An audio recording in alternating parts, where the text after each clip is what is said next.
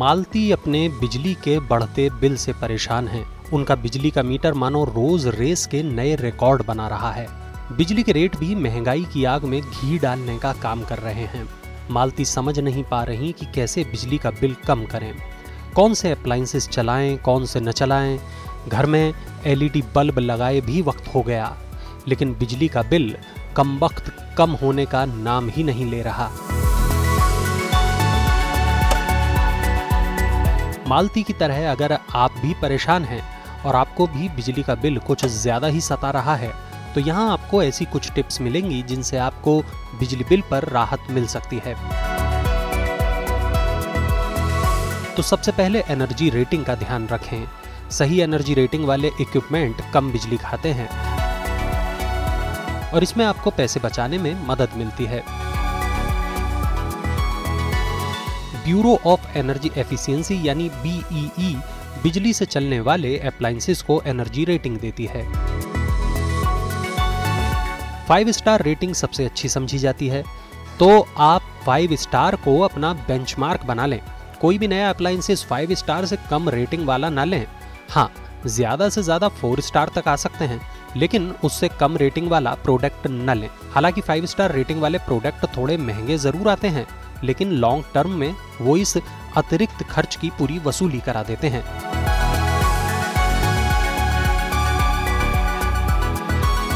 घर से बाहर जाते समय तो हम पंखे, बत्ती, AC, कूलर बंद कर देते हैं, लेकिन कमरे से बाहर जाते समय ऐसा करना भूल जाते हैं।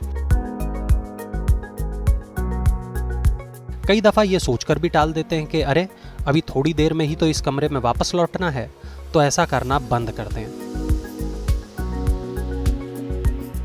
अब बात करते हैं अलग अलग डिवाइस की।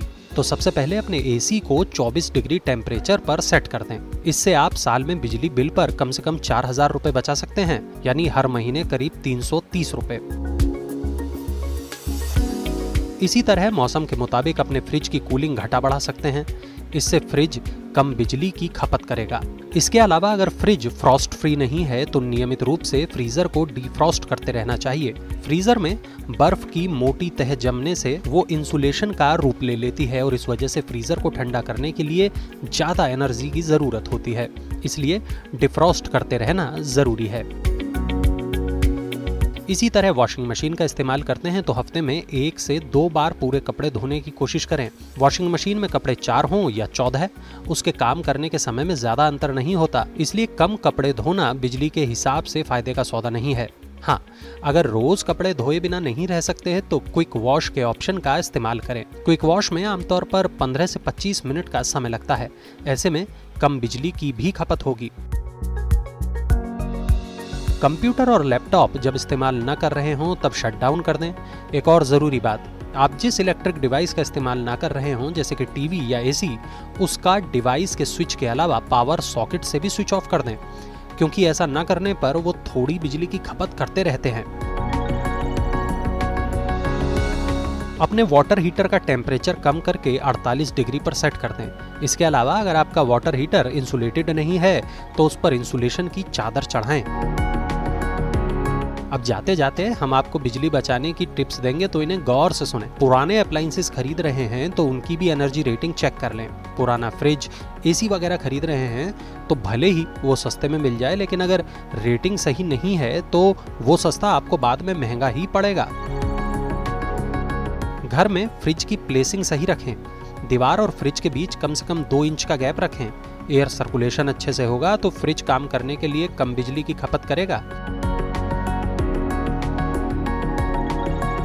स्मार्ट पावर स्ट्रिप या एक स्विच वाले एक्सटेंशन कोड का इस्तेमाल कर सकते हैं। इसकी मदद से अगर कई डिवाइस चला रहे हैं तो उन्हें एक बार में बंद कर सकते हैं और जिसकी जरूरत नहीं वह डिवाइस अनप्लग कर सकते हैं।